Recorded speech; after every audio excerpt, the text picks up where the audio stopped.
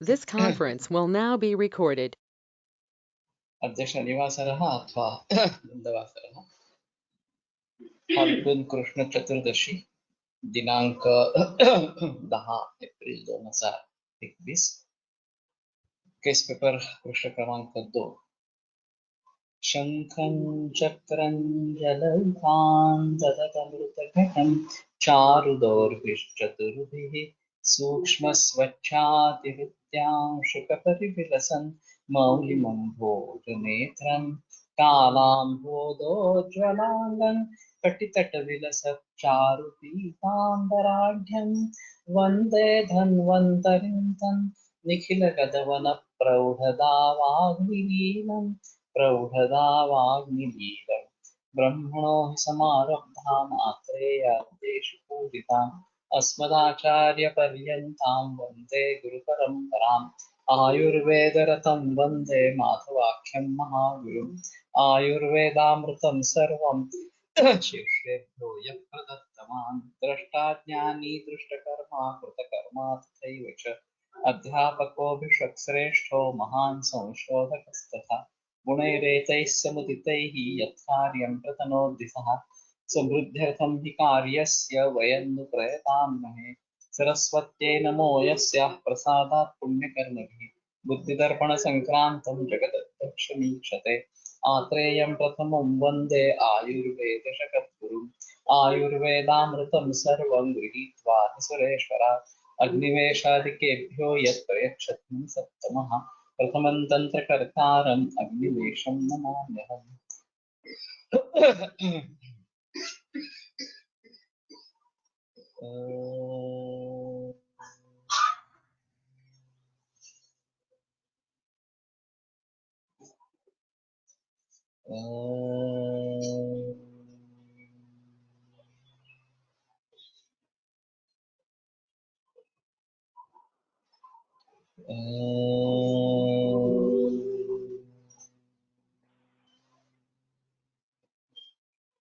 ओम शांति शांति शांति।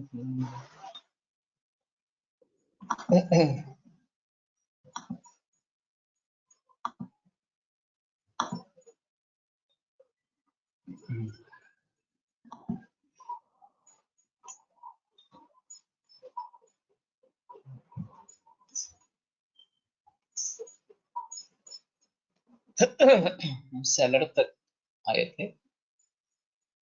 पापड़ एक है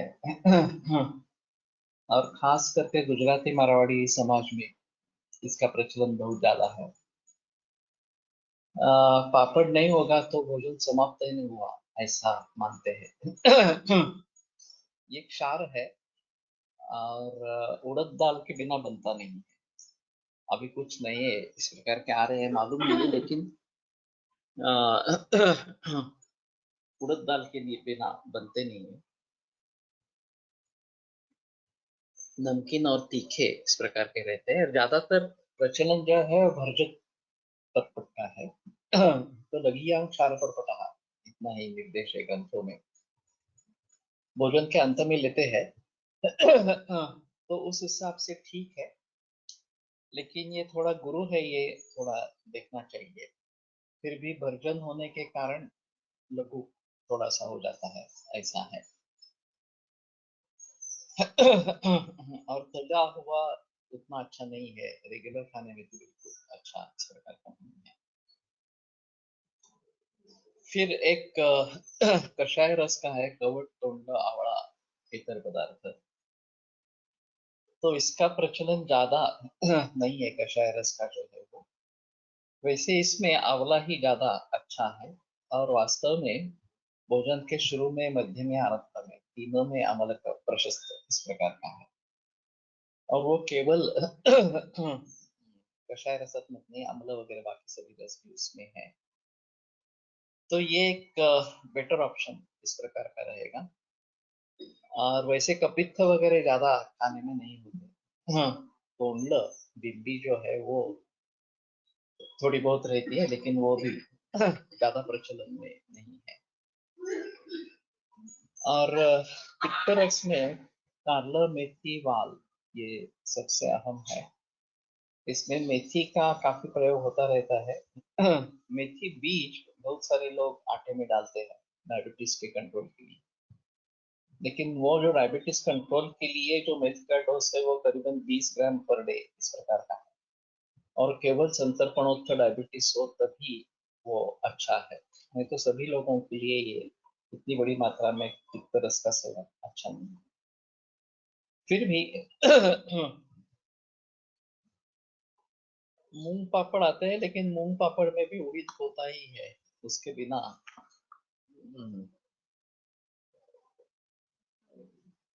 उड़द के बिना पापड़ नहीं बनता, ये एक अहम चीज है। तो मूंग के बताते हैं उसमें मूंग की काफी मात्रा रहती है, फिर भी उड़द दाल होती ही है इस प्रकार से।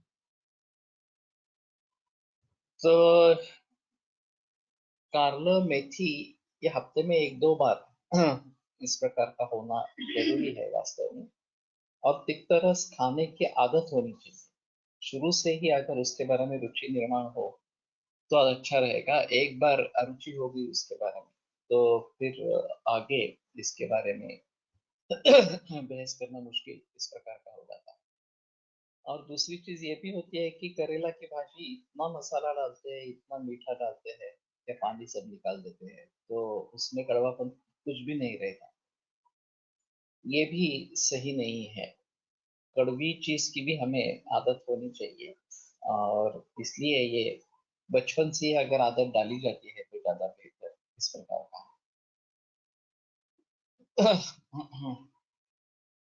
वेलियर डायनामिक फळे फळभाज्या पथ्यकर म्हणू शकतो का? वैसे ये काफी प्रचलन में है। ये कहीं कहीं पत्र शाक के बारे में थोड़ा सा निर्देश है। शाकावरान्न भूयिष्ठ मत्तिष्ठ लवणम तेजे। तो शाक, पत्र शाक पर्टिकुलरली ज्यादा नहीं लेना है, ऐसा ग्रंथ का निर्देश है। और उसके पीछे कारण बताते हैं कि ये अल्पजीवी है, तो इससे फल शाक उससे ज्यादा जीने वाले हैं। और फल शाक में जितना मधुर रस उत्कटता से है उतना पत्र शाक में नहीं है। तो इसीलिए बेली वर्ग की जो सब्जियां हैं, फल शाक है, वो ज्यादा बेहतर इस प्रकार के माने जाते हैं। वल्ली फलानाम प्रवरम कुष्मांडम वातपित्त वगैरह, कुष्मांड दक्षिण में काफी प्रचलित में सांबार में डालने के लिए इस प्रकार से है।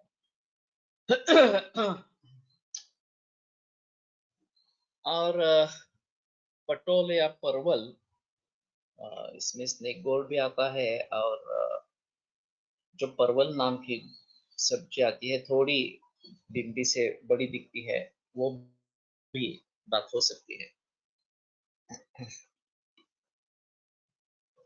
या करेला वात प्रकोप कर सकता है, ऐसा है। वात प्रकृति एक अलग चीज है, लेकिन तिक्तरस होने के कारण करेला वात प्रकोप कर सकता है। और जिन डायबिटीज के मरीजों में वात प्राधान्य है उनको तो करेला नहीं लेना है। ये मूर्खता से करेला का रस या फिर नीम का रस इस प्रकार के पीते रहते हैं, एक एक गिलास पीते हैं, तो ये बिल्कुल गलत इस प्रकार का है। तो दोष को हम छोड़ नहीं सकते, ये एक बात हम इस प्रकार।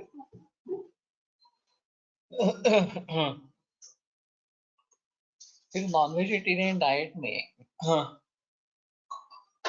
अंडी ये जो बताए गए हैं, अमावस्या जमिनीखाली येणारे पदार्थ खाऊ नयेत असे म्हणू शकतो, ये मुश्किल है।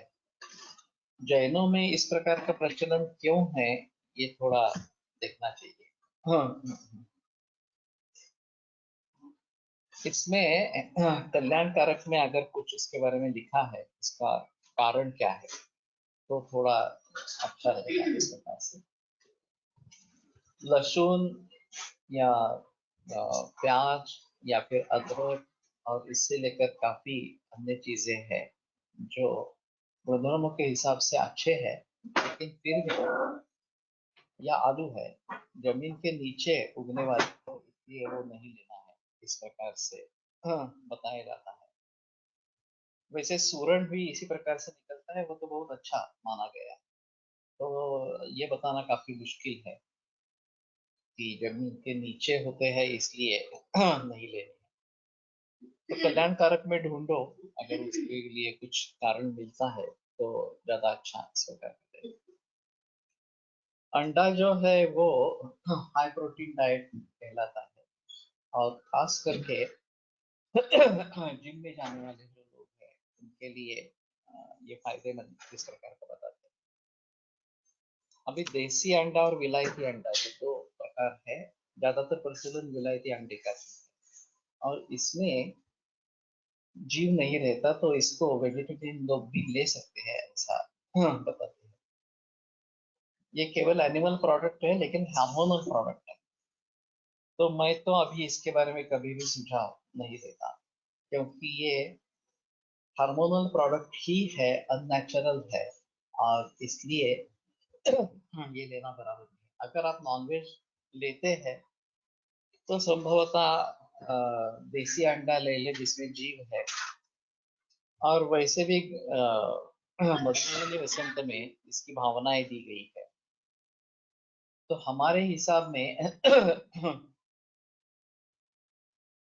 देसी अंडा ज्यादा अच्छा है अगर नॉनवेज खाते हैं और अंडा लेना है तो। नहीं तो ये जो विलायती अंडा है वो नहीं लेना बेटर इस प्रकार का है। शेंगदाणे, बटाटा, साबुदाना है आपत्तिकारक हो सकते हैं, देखने हो सकते हैं उसमें कोई संदेह नहीं है। लेकिन सभी सर्वदा के लिए अपत्य और सभी सर्वदा के लिए पथ्य ऐसा नहीं होता। जो भी अपत्य वाली चीजें हैं वो भी किसी हालत में पथ्य की हो सकती है या औषध भी हो सकती है, और जो भी पथ्य वाली चीजें हैं वो भी मात्रा काल क्रिया देश कालावस्था विविधता ततस्ततो यतो दृष्टास्ते भावात् तथा तथा में परिवर्तन आ जाता है। अष्टांग संग्रह में इसके बारे में काफी बहस किया है, और बहुत सारे उदाहरण इस सभी के लिए दिए हैं। ये तीनों पदार्थ विदेशी है, मूंगफली भी विदेशी है, साबूदाना भी विदेशी है, और बटाटा जो है वो भी विदेशी इस प्रकार का है। तो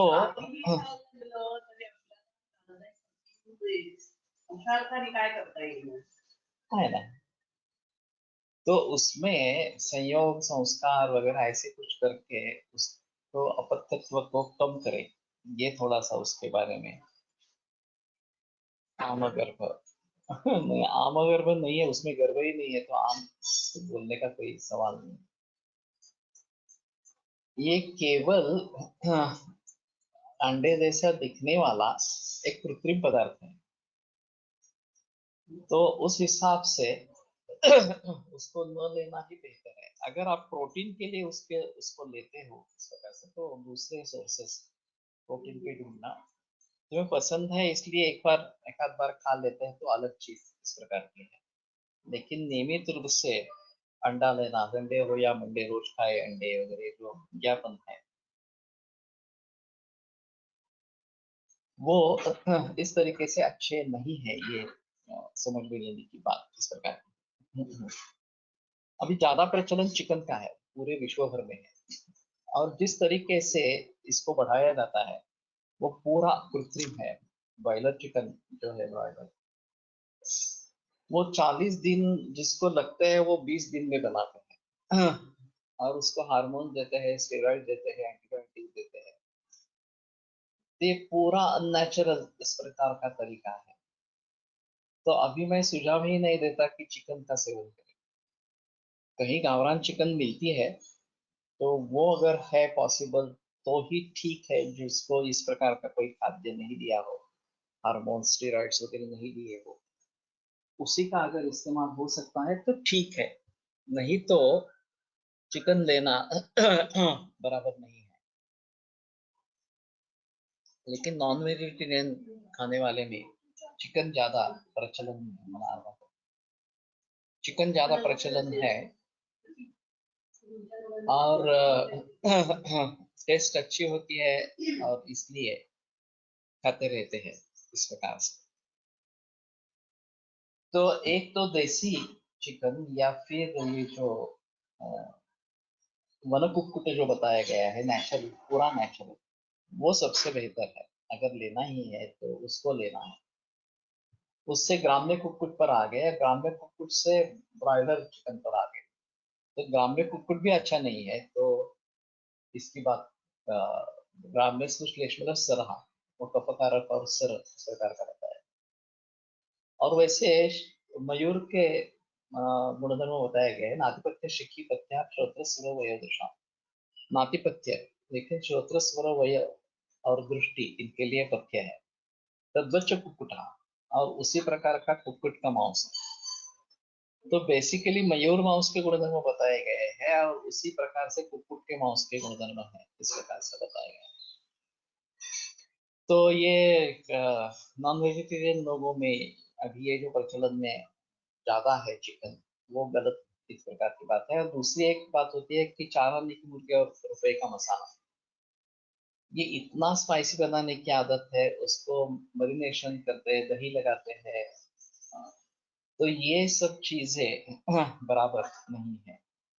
red meat is not recommended for high cholesterol, but desi meat is red meat which we recommend instead of boiler. वही है। अभी कोलेस्ट्रॉल की बात छोड़ो, कोलेस्ट्रॉल का संबंध मानसिक भावों से ही है।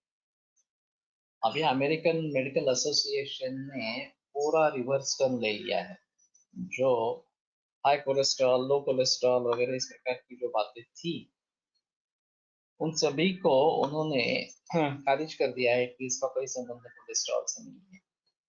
कोलेस्ट्रॉल लिवर में बनता है। हाँ, और केवल थोड़ा ही कोलेस्ट्रॉल बाहर से आता है, ऐसा उनका कहना है।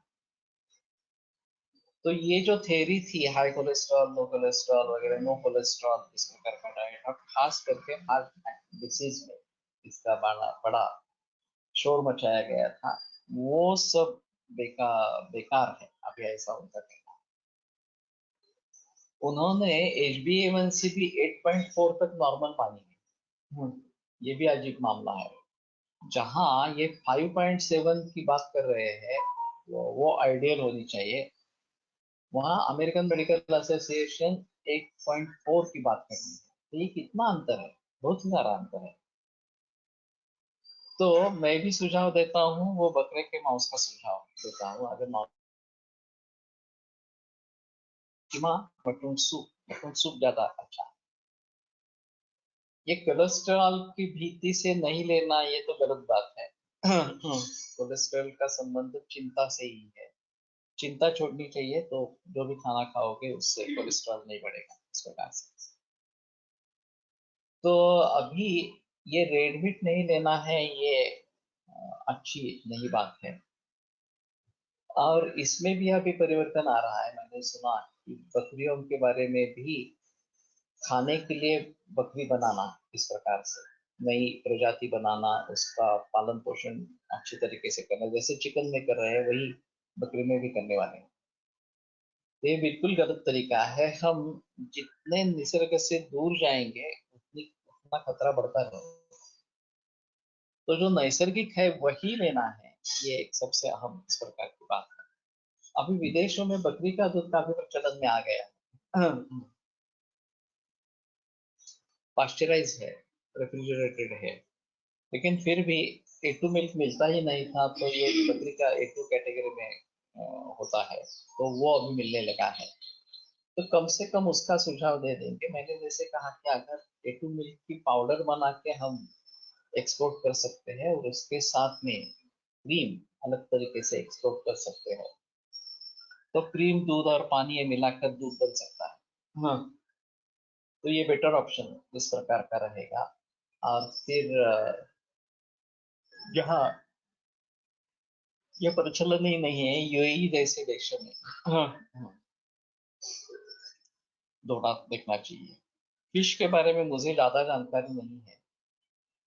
वैसे नॉन वेजिटेरियन के बारे में ही ज्यादा जानकारी नहीं है, लेकिन फिर भी जो बातें समझ में आती है उसके आधार पर देखना चाहिए। जो नॉनवेज सेवन करने वाले हैं हमारे ग्रुप में, वो उसके बारे में थोड़ा प्रकाश डाले तो ज्यादा अच्छा रहेगा। और कोस्टल एरियाज में जो रहते हैं उनके लिए समुद्र के मासे अच्छे हैं, लेकिन जो भीतर एरिया में रहते हैं उनके लिए नदी के मासे अच्छे हैं, ऐसा एक प्रचलन है। तो इसके बारे में थोड़ा सोचना पड़ेगा। अब नदियां अभी नदियां नहीं बन रही, ये गटारा गंगा हो गई। मुखा होने की स्थिति जो है वो इतनी बेकार है कि बहुत सारे से बरसों से ये चल रहा है कि WHO से कुछ ग्रांट लेके या वर्ल्ड बैंक से ग्रांट लेके नदी सुधार कार्यक्रम चल रहा है। तो अभी सभी रिवर्स जो है पोल्यूटेड है, वैसे सागर भी पोल्यूटेड है, उसमें भी ये नहीं रहा। अंदर तक अगर आप जाएंगे तो आपको अच्छी मछली मिलने का संभव है। कोस्टल एरियाज में ये काफी मुश्किल इस प्रकार का हो गया है।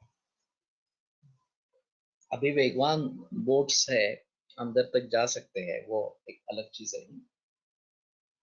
लेकिन ये सभी प्रदूषित हो गए हैं। बम्बई के बारे में थोड़ा सा ऐसा है कि बम्बई एक बेट है एक्चुअली, और समुंदर है, और जो सभी वेस्ट वाटर है वो समुंदर में डाला जा रहा है। उसको ट्रीट करके डालना चाहिए, ये भी नहीं है। तो क्या होगा आगे बताना मुश्किल इस प्रकार का है। मुंबई का क्या हाल होगा, जहाँ कहीं पानी जाने के लिए जगह ही नहीं है, और हर वर्षा ऋतु में वहाँ ड्रेनेज ब्लॉक होना, ये सब होता ही रहता है इस प्रकार से। तो इन सभी के बारे में थोड़ा गहराई में जाकर सोचना पड़ेगा। और बाकी प्रचलन जो है वो खेकड़ा क्रैब एक प्रचलन में है खाने में, और वैसे मछली काफी प्रकार की प्रचलन में है। तो उसके बारे में थोड़ा सा सोचना पड़ेगा। और जिनको इसकी आदत है शुरू से बचपन से, वो लेते रहे। लेकिन फिश करी ये सबसे बेटर ऑप्शन है, ये नहीं कि मला नहीं।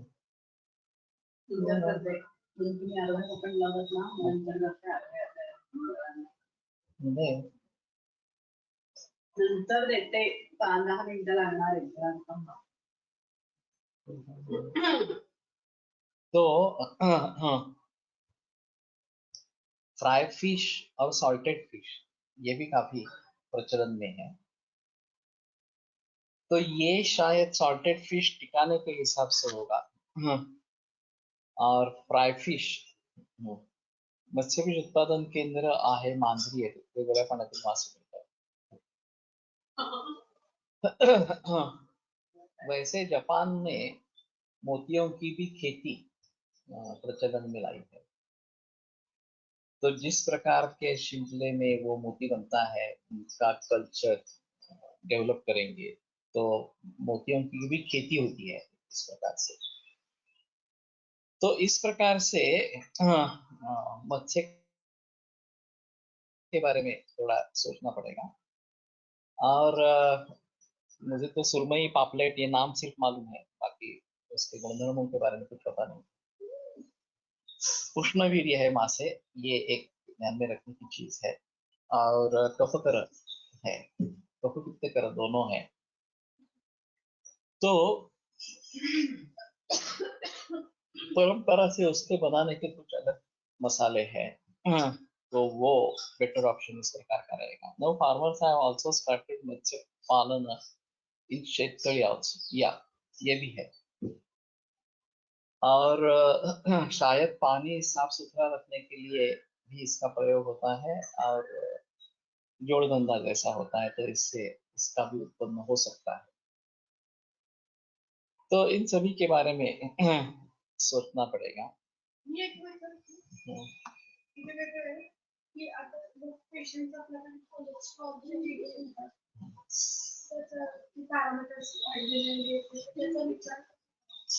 चिंता हाच विचार धीरे धीरे कम करते जाएंगे, ऐसा बेटर ऑप्शन।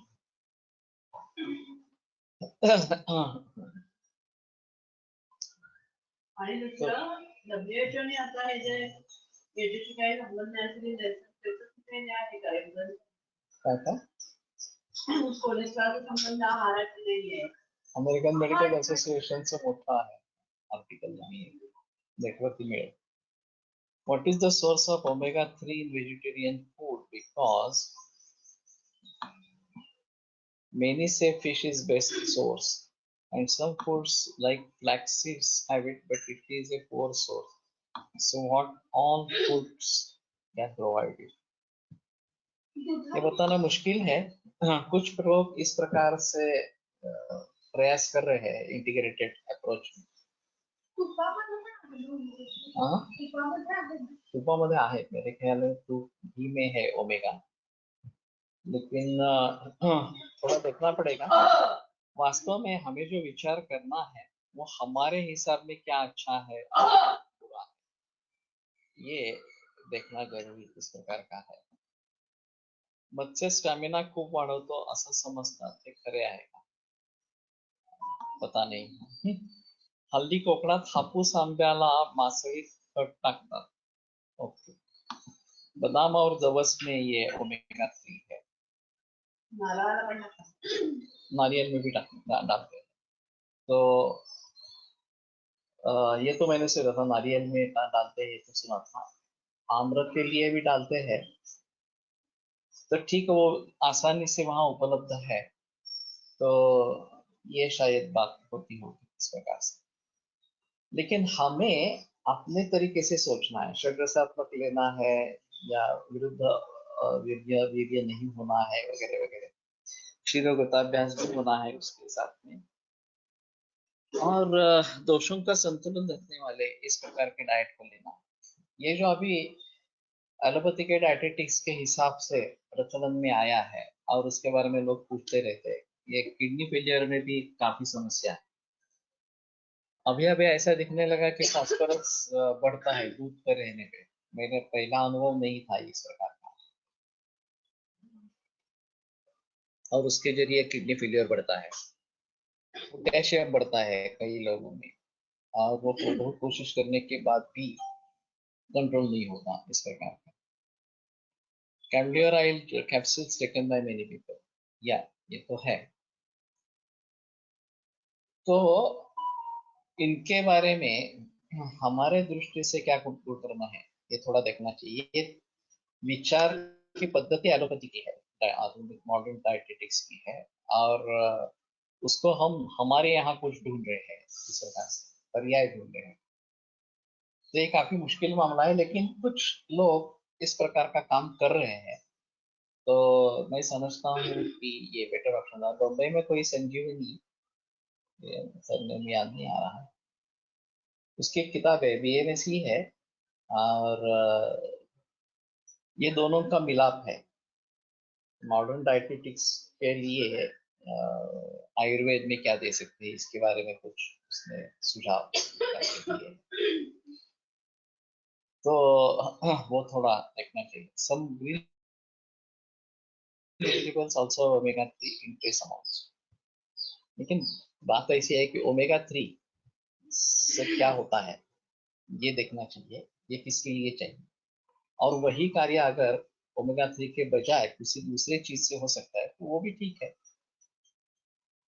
हमें क्या क्या चाहिए, उष्ण शीघ्र वातावरण वगैरह, ये जो हमारे यहाँ बताए गए हैं उनको ध्यान में रखते हुए क्या लेना है इसके बारे में सोचना है. ये बेहतर ऑप्शन इस प्रकार का रहेगा. तो नॉन वेजिटेरियन डाइट में चिकन का काफी ज्यादा प्रचलन है, और उसके बारे में थोड़ा सोचना पड़ेगा. विदेशों में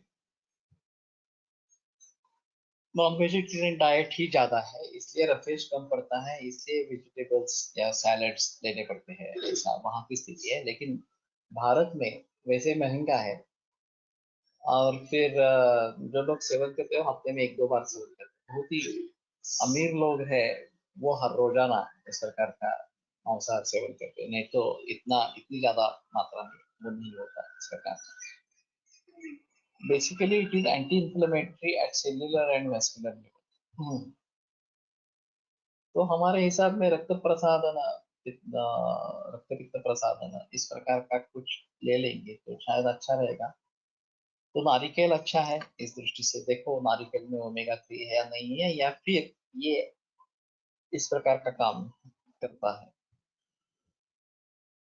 तो करोति शिशिरं पुनः लादनं जीवनं स्तंभं प्रसादं मृत्युपित्तयोः शिशिर जो गुण है शिशिर वीर्य शीत वीर्य उसका ये कार्य होता है। तो शीत वीर्य के द्रव्य ढूंढने चाहिए कि जो इस प्रकार का कार्य एंटी इंफ्लेमेटरी इस प्रकार का कार्य करेंगे। तो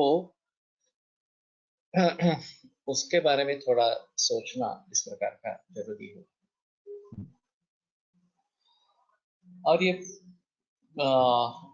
चने की दाल या बेसन ये काफी प्रचलन में है। पिछले दाढ़ी से पीठ और पीठ पर भाजा इस प्रकार से। तो ये वातकर है इसलिए बहुत सारे वैद्य इसको नहीं लेना है इस प्रकार से बताते हैं। लेकिन वात व्याधि में ये नहीं लेना है, ऐसे ही है। लेकिन कफपित्त व्याधि में इसको ले सकते हैं। और ये थोड़ा गुरु है तो इसी प्रकार से मुद्ग दाली का अगर फ्लोर बना के वो डालते हैं तो वो भी ठीक है। सब्जियों में डालने के लिए, कढ़ी में डालने के लिए भी ये ठीक है। चिवड़ा, फरसाण, सेव ये काफी मात्रा में प्रचलन में है लोगों में। इसमें ये बेसन का उपयोग ज्यादा होता है इस प्रकार से। तो तले हुए होने के कारण ये अच्छे नहीं है। फरसाण, सेव या अभी एक श्रृंखला थी पुणे में, अब कभी कम दिख रही है कि ताजा ताजा इस प्रकार का फरसाण उनके यहाँ मिलता था। लेकिन उसमें जो ऑयल इस्तेमाल होता था वो सरकी का तेल इस्तेमाल होता था। तो ये भी अच्छा नहीं है। पिछले ग्रहण है ना, बता नहीं सकते ग्रहण है इस प्रकार से। वैसे वो पार्थिव और आकाशीय दोनों तरीके से है। और सब्जी या दाल के लिए एक पर्याय के रूप में होता है। वैसे बना है दाल से ही, चना दाल से बना है, लेकिन सब्जी लेने की जरूरत नहीं है। पिठलं दोनों का चावल के साथ भी ले सकते हैं और फिर रोटी के साथ भी ले सकते हैं। बनाने में तुरंत बनता है तो आसान है थोड़ा सा। और इस दृष्टि से ये प्रचलन में आया होगा। और जहाँ सब्जियां मिलना मुश्किल है या फिर महंगी है ज्यादा, तो गरीबों के लिए यही खाना इस प्रकार का। तो बेसन पिठलं या बेसन और रोटी डाळीमध्ये वाटाण्याचे पीठ टाकतात, फरसाण बनवतात। ये तो अजीब है। तो ये तो अच्छा नहीं है। सरकी ऑयल कैंसरस। अभी सरकी का जो है वो नॅचरल है। हाँ, गुजरातमध्ये सरकी कापसाचं तेल खूप वापरलं जातं. हो, लेकिन ये अभी बीटी कॉटन है। तो ये जेनेटिकली मॉडिफाइड कॉटन है। तो अभी उस पर बैन ही लगना चाहिए, ये बंद होना चाहिए। चाहे कपड़े बना के भी इस्तेमाल करेंगे तो भी ये तेल इस प्रकार से खाने में आ रहा है। और बाकी जो पेड़ है वो पशुओं को दिया जा रहा है, गाय वगैरह पशुओं को दिया जा रहा है। दोनों पता नहीं, एक 20-25 बरस के बाद ये उभर आएगा कि इससे कैंसर हो रहा है इसके पास। तो बेटर ऑप्शन है बंद कर देना। हम सबकी की पेंट हमारे यहाँ पहले इस्तेमाल करते थे, तो मैंने वो बंद करवाई। अब मूंगफली की पेंट, तिल की पेंट ऐसे ही देते हैं गायों को खाने के लिए। शरीरांतर्गतच त्याचे पाचक वाढ म्हणजे प्रचनाची वाढ होणाऱ्या गोष्टी नाही कमी करणार. म्हणजे असं सगळं खायला लागतंय. मुश्किल है। एडेप्टेशन आ जाएगा उसमें, लेकिन उसमें काफी समय लगता है और फिर भी वो अच्छा तरीका नहीं है।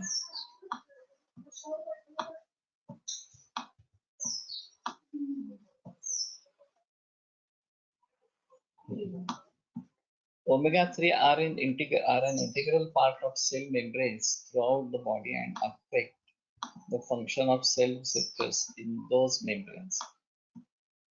They provide a starting point for making hormones that regulate blood clotting, contraction, and relaxation of artery walls and inflammation. They also bind to receptors in cells that regulate genetic function. Likely due to these effects, Omega-3 fats have been shown to help prevent heart disease and stroke, may help control lupus, eczema, and rheumatoid arthritis, and may play protective role in cancer and other conditions. Most masala in market are made in सत्य oil. तो घर पे ही बनाना ये सबसे बेहतर तरीका इस प्रकार का है। और ओमेगा 3 के बारे में मैं सोचता हूँ कि थोड़ा सा हमारे हिसाब में ये फंक्शन जिनके द्वारा होते हैं उनके बारे में सोचेंगे तो ज्यादा बेहतर इस प्रकार का है। स्निग्ध शीत इस प्रकार के कुछ द्रव्य रहेंगे तो ये अच्छा इस प्रकार का होगा। और हमारा पारंपरिक जो आहार है वो सबसे बेहतर इस प्रकार का है, उसको पुनरुज्जीवित करेंगे तो ज्यादा बेहतर इस प्रकार का रहेगा। तो ये बीटी कॉटन के बारे में ऐसा हुआ था कि जिसके लिए बीटी कॉटन आ गया वो पर्पस सर्व नहीं हुआ। जो बोन डाली कहते हैं वो उस पे कंट्रोल के लिए इसका प्रचलन आया, लेकिन बीटी कॉटन में भी बोन डाली आ गई इस प्रकार से। तो फिर अभी उसके बारे में काफी बहस चल रहा है। फिर से हमें पारंपरिक पद्धति की तरफ मुड़ना है। सुभाष पालेकर ने सिद्ध किया है कि देसी सीड्स को लेकर करेंगे और सभी जो देसी उपाय करेंगे तो बोन डाली का प्रतिकार होता है, ऐसा उनका कहना है। तो ये एक दूसरी चीज इसमें रहेगी। दूध और तुप उत्तम, ये तो ठीक है। कॉटन सीड ऑइल हे max ready to eat food मध्ये तळायला वापरतात। भाकरवडी इच्छेचा रेडीमेड जे मिळतात ते देखील असेच तळतात। तो बाकरवड़ी के बारे में तो सोचना पड़ेगा फिर। लेकिन बाजार में टेस्ट और कीमत ये दोनों पर ज्यादा निर्भर है। त्या पॅकवर लिहिलेले असते। ओके, तो इसका प्रचलन ही बंद होना चाहिए जेनेटिक कॉटन का। अगर फिर से पहला वाला कॉटन देसी कॉटन आ जाएगा तो तकलीफ नहीं रहेगी, लेकिन इसके बारे में तो सोचना बहुत मुश्किल है। वैसे स्तन्य जनन में भी अच्छा काम करता है, उसकी पेया बना के देते हैं सब्जी के बीज की। लेकिन ये इसी प्रकार से अगर बीटी होता जाए तो ये मुश्किल होगा इस प्रकार से।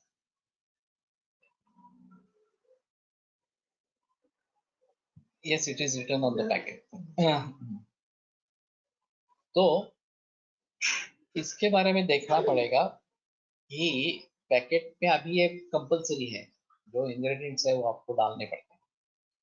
ये नंबर वाली बात भी है, जो चाइनीज वगैरह इस प्रकार के हैं मसाले वो number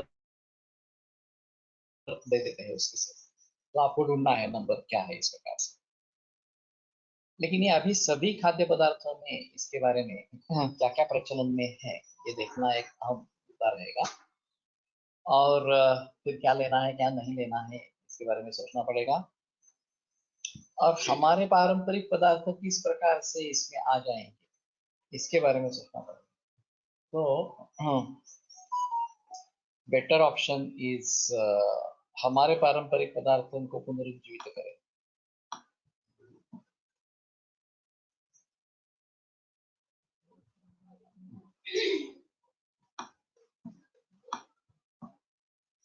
Omega-3 to omega-6 ratio is also one thing. One available oils have more omega-6 than omega-3. Fish oil and flaxseed oil have ideal ratio, but they are having drawback of becoming rancid very fast. Soybean में भी ये व्यस्त है प्रमाण omega-3 और ओमेगा-6, तो इसीलिए soybean controversy है। हाई प्रोटीन के लिए रिकमेंड किया जाता है, लेकिन एग्रेसिव मार्केटिंग उसका हुआ और दूसरे अच्छे नहीं है बुरे हैं ये फंसाने की कोशिश की। कोकोनट ऑयल वैसे अच्छा था, लेकिन जबरदस्ती कोकोनट ऑयल अच्छा नहीं है, उससे कोलेस्ट्रॉल बढ़ता है वगैरह वगैरह, इस प्रकार का प्रचार प्रसार किया गया ताकि सोयाबीन प्रचलन में आ जाए इस प्रकार से। तो ये बिल्कुल गलत इस प्रकार की बात है। तो अभी मेरे ख्याल में हमारे ग्रंथों के अनुसार ही गाना बेहतर इस प्रकार का है। जहाँ ग्रंथों में वर्णन नहीं है, जो विदेश से ही आए हैं उनके बारे में कैसे करेंगे, ये अलग से सोचेंगे। तो चिवड़ा, फरसान, सेव ये वास्तव में नित्य सेवनीय इस प्रकार के नहीं है, लेकिन अगर लाजा का चिवड़ा बनाते हैं, चाहे साड़ी चलाया या ज्वारी चलाया, तो फिर भी बेटर ऑप्शन इस प्रकार का है। पोहे ये एक बड़ा कंट्री, इस सनफ्लावर ऑयल वगैरह के बारे में बाद में बात करेंगे। लेकिन कहना ऐसा है कि जितना सनफ्लावर ऑयल का उत्पादन है उतना सनफ्लावर का उत्पादन ही नहीं है। मूल रूप से जो सीड्स उपलब्ध होने चाहिए वो उतने है ही नहीं, तो इसमें डेफिनेटली मिलावट है। और वैसे देखा जाए तो कुछ भी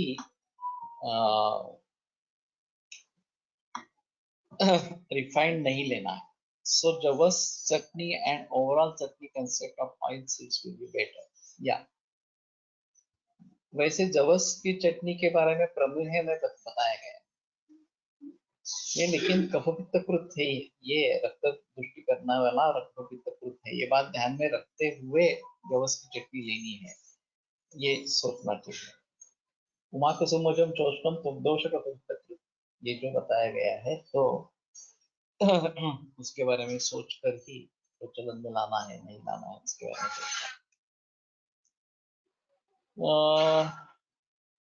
पोहा ये काफी प्रचलन में है, और वैसे भी ये पथ्यकर माना जाता है कि उसमें फ्राइड थिंग्स नहीं होती, लेकिन फिर भी पोहा गुरु ही है और चावल से बनता है, तभी उसकी प्रोसेस है।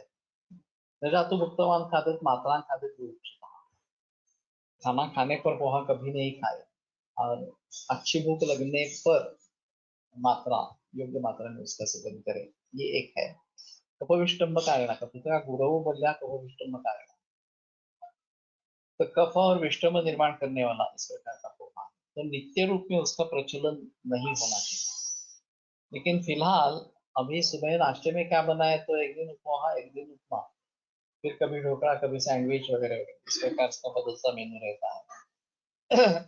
और लोग समझते हैं कि ये अच्छा है इस प्रकार से, तो वास्तव में इस प्रकार से बदल करते रहना ये अच्छा नहीं है। जो स्टेपल फूड है, दाल रोटी या दाल चावल, ये बेटर ऑप्शन इस प्रकार के हैं। कारळ्याची चटणी नेहमी वापरात आहे पूर्वीपासून, त्याचं काय बदलणं आहे, ये इसमें ढूंढो। हमने फिर से भी बात की थी, कारळे को संस्कृत में क्या कहते हैं, मुझे अभी नाम याद नहीं आ रहा, लेकिन थोड़ा उसके बारे में देखना पड़ेगा, तो शायद इसके बारे में पता चलेगा इस प्रकार से। तो नाश्ते की संकल्पना ही अच्छी नहीं है। बेटर ऑप्शन है कि खाना ही खा लो, ब्रंच करो, या फिर लंच डिवाइड करो ब्रेकफास्ट और लंच में, और एक दफा दाल चावल खाओ, एक दफा रोटी सब्जी खाओ, ये बेटर ऑप्शन इस प्रकार का। गुणधर्म विल बी अवेलेबल इन भाव प्रकाश, लेकिन उसका संस्कृत नाम क्या है वो थोड़ा देखो, मुझे अभी याद नहीं आ रहा इसलिए।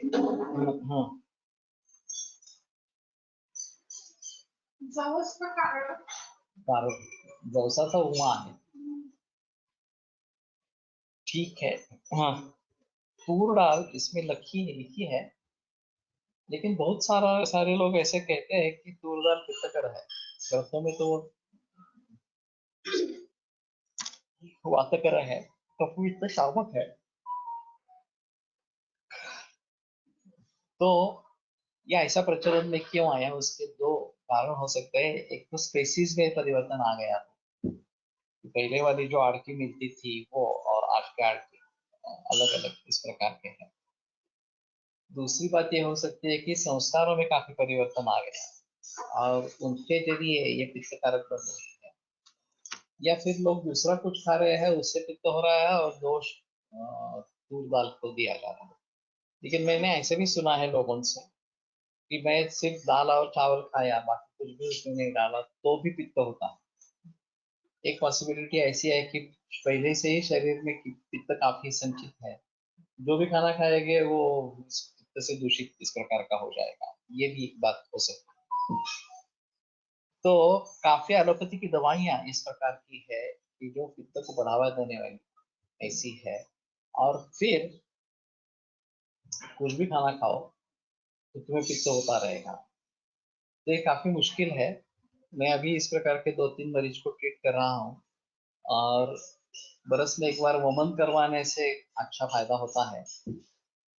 वो जो दवा है वो अभी तो बंद करवा दी है उसकी, लेकिन फिर भी उसका कितने दिनों से परिणाम चलता आ रहा है।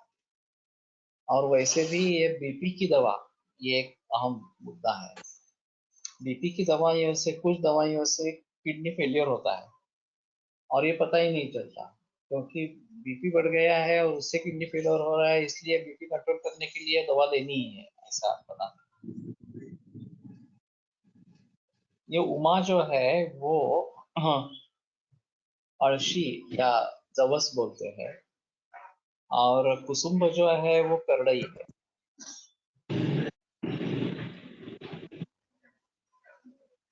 हम कारले की बात कर रहे हैं। कारले क्या क्या है? स्निग्धोमा स्वाद तिक्तोष्णा कटुपित्तकिनी गुरुः शुक्रहृत कटुप्पाके तद्वत् बीजं कुसुम्बरम्।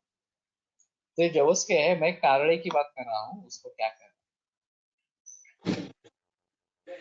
परवल श्रेष्ठ शाक है, तो इसमें फल लेना है कि पत्ता, फल लेने का ही प्रघात इस प्रकार का है। और पटोला पत्र जो है वो तिक्त पटोला है और वो औषध में प्रयोग में आता है, इसमें नहीं आता।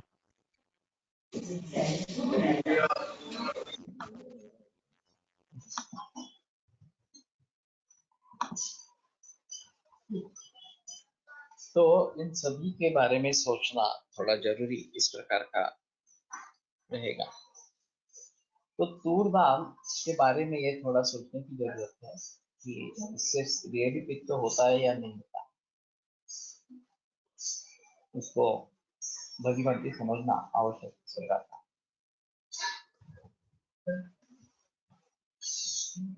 तो एनालिसिस के बाद शायद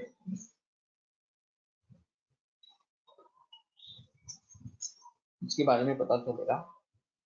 हम बचपन से तूर दाल ही खाते आए हैं, मूंग दाल कभी कभी होती है, और इस प्रकार की शिकायत कभी देखी नहीं है।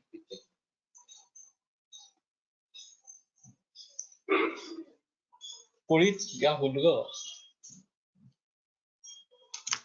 कोकण में ज्यादा प्रचलन है, और कफवात शामक पित्त कर है, मूत्राशवरी में अच्छा है, और ये भी पिछले बनाने में जल्दी होता है, आसानी से बनता है,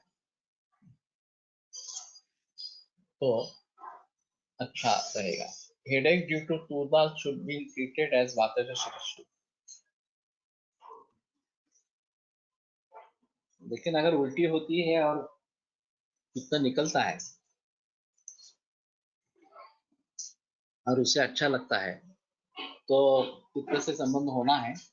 लेकिन जैसे मैंने कहा कि दूसरे किसी कारणों से पित्त संचित हो रहा है, चाहे क्रोध से भी हो इस प्रकार से, तो उसका कारणत्व तूर दाल पर जा रहा है, ऐसा है थोड़ा सा। तो कच्ची रूप में अगर तूर दाल से ही कुछ हो रहा है तो ही उसके बारे में सोचना है, नहीं तो उसके बारे में नहीं सोचना है।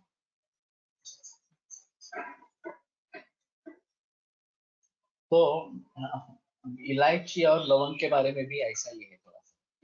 ग्रंथों के अनुसार लवंग शीत वीर्य, लेकिन तीक्ष्ण है, और इलायची उष्णवीर्य है। लोग समझते हैं कि इलायची ठंडी है और लवंग उष्ण है। तो शीतवीर्य और तीक्ष्ण होना ये एक अजीब चीज है थोड़ी सी। पित्त शमनाचं थोड्या प्रमाणात काम करतं। हाँ, कपूर भी वैसा ही है, शीतवीर्य और तीक्ष्ण इस प्रकार का है। What to do if BP pills cause kidney failure? Yoga and meditation can control, but then is it okay to skip the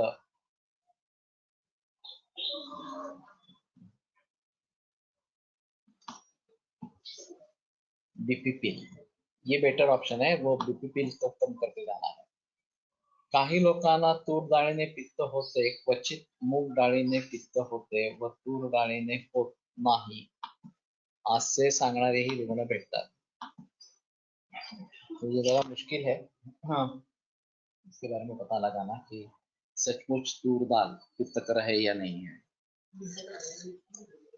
वैसे भी बैंगन जैसे वातकर माना जाता है और वातकर है नहीं, वातशामक है। तो उसी तरीके से हाँ, तूर दाल के बारे में गलत सहमियां इस प्रकार की है। तो इस प्रकार से जो गलत सहमियां फैली हुई है पहले से ही, उनके बारे में कैसे सोचेंगे और इनका निराकरण कैसे करेंगे। अभी ये गर्मी का मौसम शुरू हो गया तो लोग दही और छाछ लेना आरंभ कर देते हैं और ये ठंडे होते हैं, ऐसे नहीं कि बीमार होते हैं। तो बार बार बताने पर भी हाँ, ये मानते नहीं है कि ये ठंडे नहीं है, इस वजह से गर्म है इस वजह। तो इन सभी के बारे में थोड़ा देखना पड़ेगा कैसे करेंगे।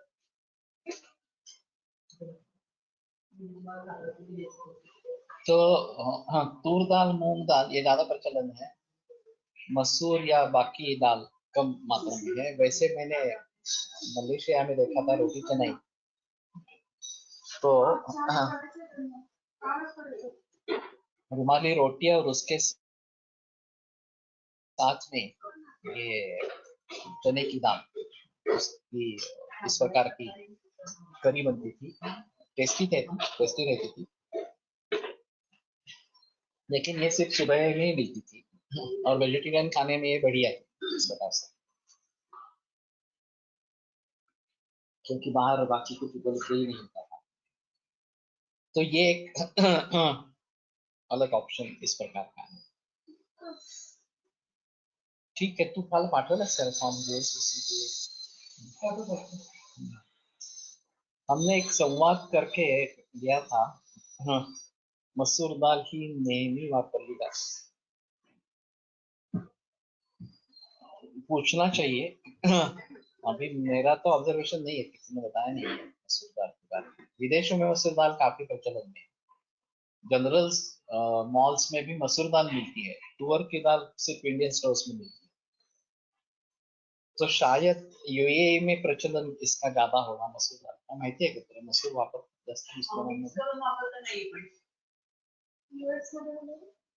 यूएई मध्ये मसूर दाल जास्त वापरतात मुस्लिम लोकांना।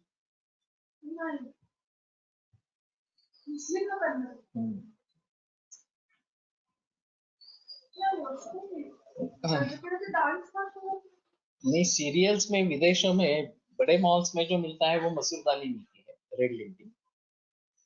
तूर दाल या मूंग दाल नहीं, वो इंडियन स्टोर्स में जाकर करना पड़ता है। अभी इंडियन स्टोर्स सभी देशों में, सभी शहरों में, वो एक अलग बात है, और भारतीय लोग सभी जगह फैल गए। लेकिन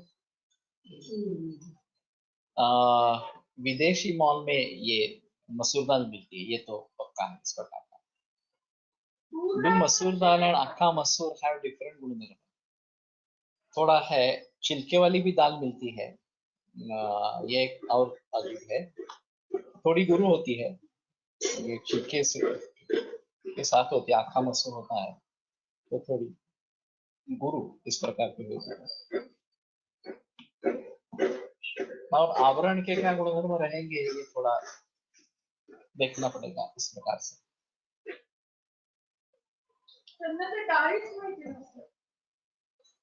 फॉरेनर्स डोंट ईट दाल्स. आसामी लोक मसूर दालच खातात.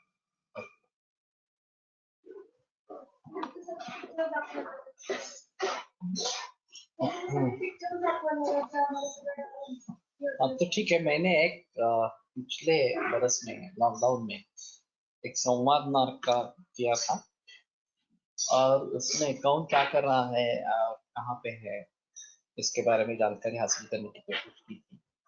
तो एक उसका गूगल डॉक का फॉर्म बनाया था. तो वो फिर से सुश्रुत आज भेजेगा GSVC के.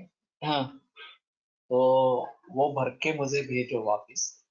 कल सुबह 7:30 बजे एक संगोष्ठी करेंगे, संवाद करेंगे. वैसे भी कल लॉकडाउन की जरिए कुछ बाहर जाना वगैरह ऐसा भी कुछ नहीं है, तो इसके लिए थोड़ा समय दे सकते हैं. हाँ, तो 7:30 बजे कल सुबह मिलेंगे और मैं कम बोलूंगा. हाँ, ज्यादा बाकी लोग बोलेंगे. हर एक को अपना अपना परिचय देना है. उस समय अपना अपना वीडियो कैमरा ऑन करेंगे तो ज्यादा बेहतर इस प्रकार का रहेगा.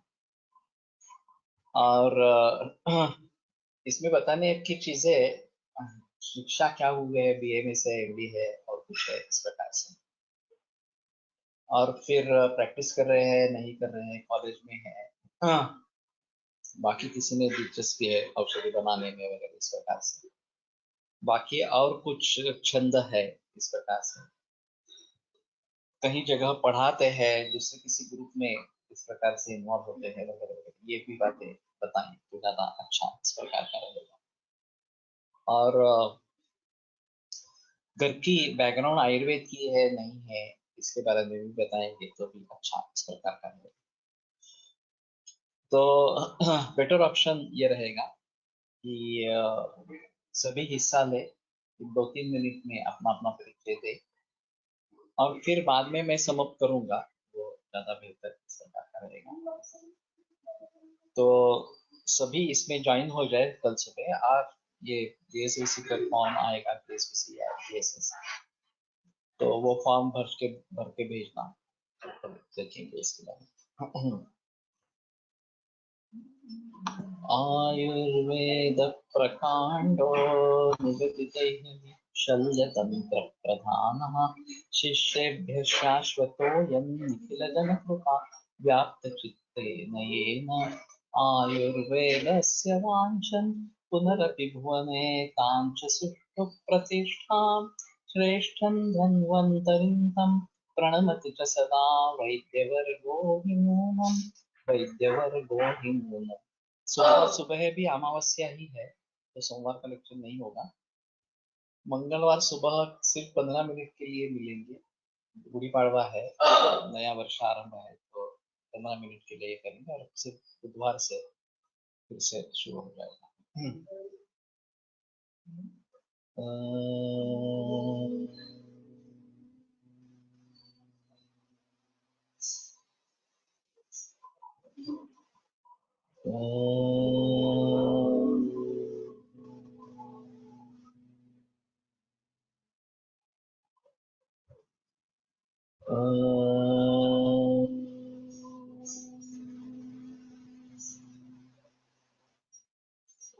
ओम शांति शांति शांति. विरमते व्याख्यान श्वः पुनरपि